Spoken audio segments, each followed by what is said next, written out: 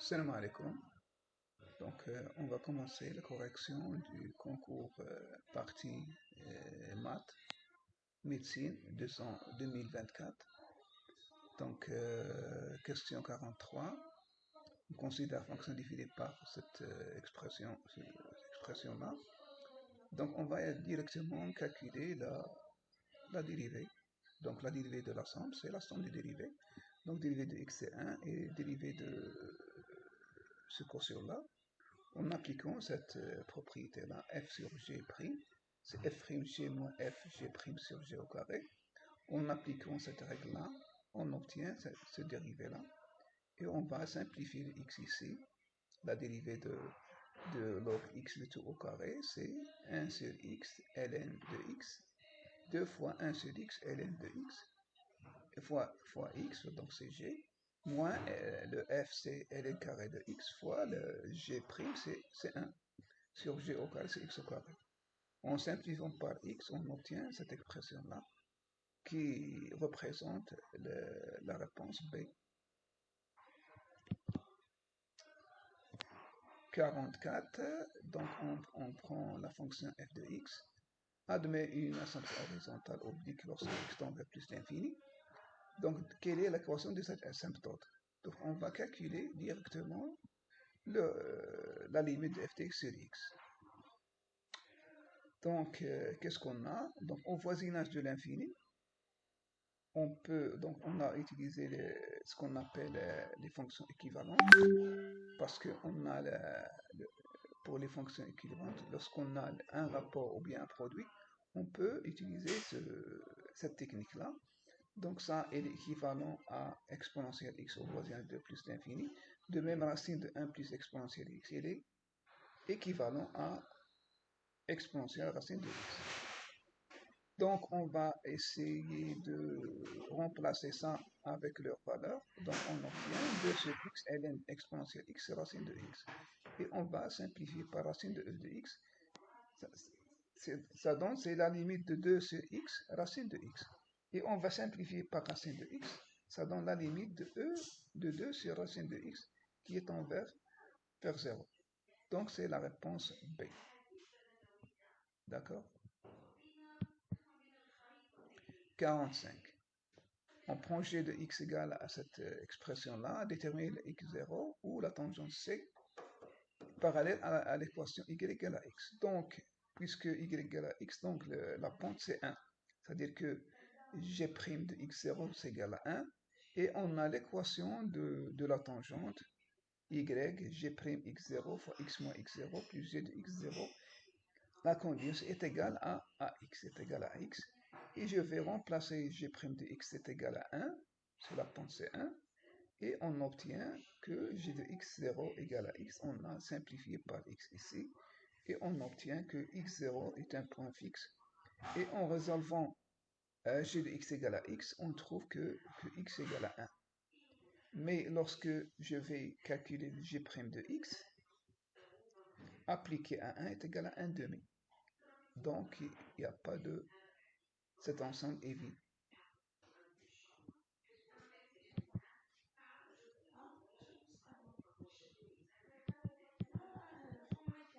Passons 46. J'ai ce complexe-là. Je vais le calculer. Donc, je vais premièrement calculer ou donner la formule trigonométrique ou bien réduite, le module et l'argument de ce complexe-là. Le module c'est racine de 2 et je vais ici faire apparaître la racine de 2. Donc ça représente racine de 2 et ici c'est on a le cos positif et ici négatif, donc c'est moins pi sur 4. Et je vais exposant 10, j'obtiens racine de 10 puissance, racine de 2 puissance 10 moins 10 pi sur 4. Ça donne enfin donc 2 puissance 5, l'argument moins pi sur 2. De la même façon, je vais calculer le module de ce complexe-là, C2. Donc je vais écrire ce complexe sous forme de pi sur 3. Donc le le module 2 et l'argument sur 3. Donc exposant 4, ça donne 2 puissance 4, 4 puissance 3.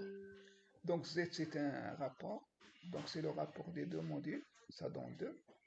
Et pour l'argument, c'est la différence des deux arguments. Ça donne 2 moins pi 11 pi sur 6, ça donne 2 pi sur 6. Donc la réponse bien c'est 6. Passons à 46. Donc même travail. Donc j'ai le 46.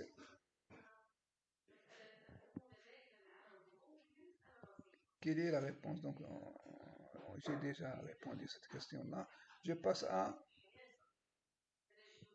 47. On a trois nombres complexes distincts ont le même module. Leur cube, c'est le même, sont égaux. Donc, pour le premier, donc, elle ne répond pas à la question parce que le i puissance 3, c'est moins i. Et 1 puissance 1 égale à 1. Au cube, c'est 1, donc elle ne répond pas à la question. Pour le b, on remarque que le oméga et le 1 et oméga bar sont les racines cubiques de 1. Donc, il répond bien à la question, c'est B. On passe.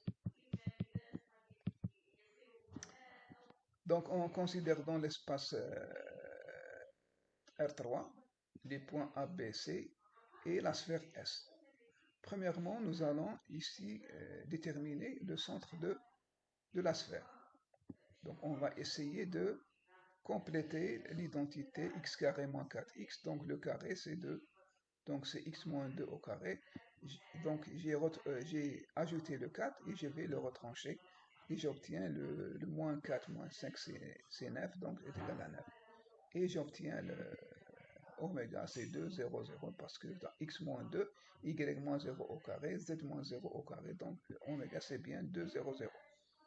Donc la question c'est de déterminer les coordonnées de H, le point tangent, ABC et la sphère. Donc le H appartient à BC et appartient aussi à la sphère. Donc le vecteur H oméga, ou bien oméga H, il est normal au plan ABC. C'est-à-dire qu'il existe un cas tel que le H, le oméga H, c'est K fois N. Avec N, c'est le vecteur normal ABC.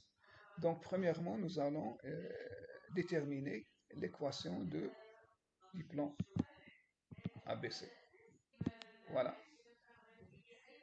Donc, déterminons donc un point H. Donc, je prends le point H ABC, appartient au plan ABC, c'est-à-dire que le déterminant des trois vecteurs égale à 0. Donc, nous allons calculer le AH. Donc, voilà donc c'est les composantes de H moins les composantes de A. Voilà les composantes de H. Voilà les composantes de A.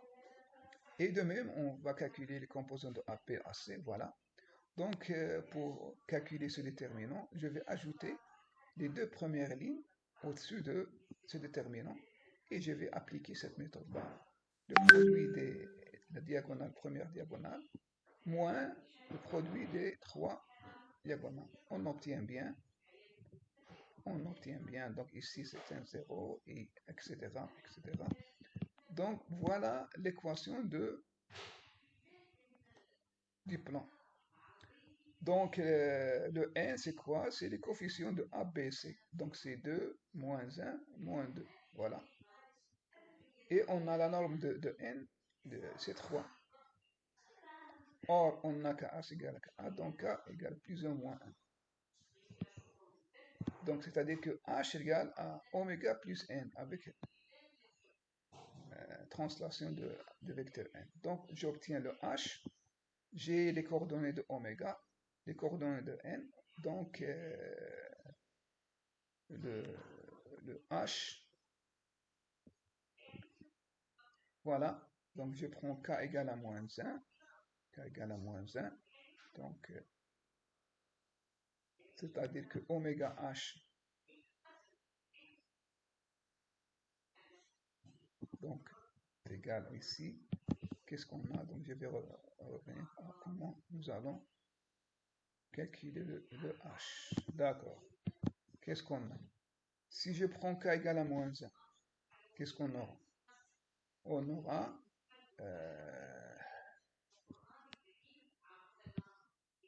oméga H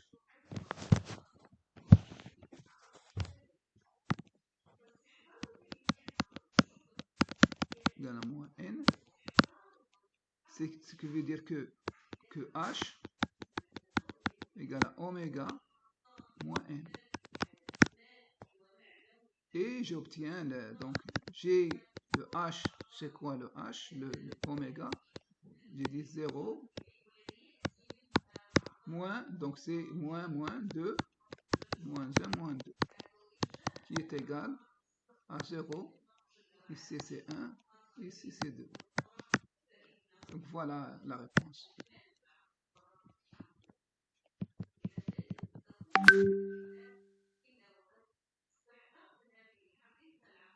Donc passons, donc voilà. Donc supposons qu'on a 2000 personnes ont envoyé un SMS dans le cadre d'un mini-jeu jeu télé, qui consistait à répondre à une question de deux choix. La société qui gère ce jeu sélectionne 30 SMS au hasard parmi les 2000.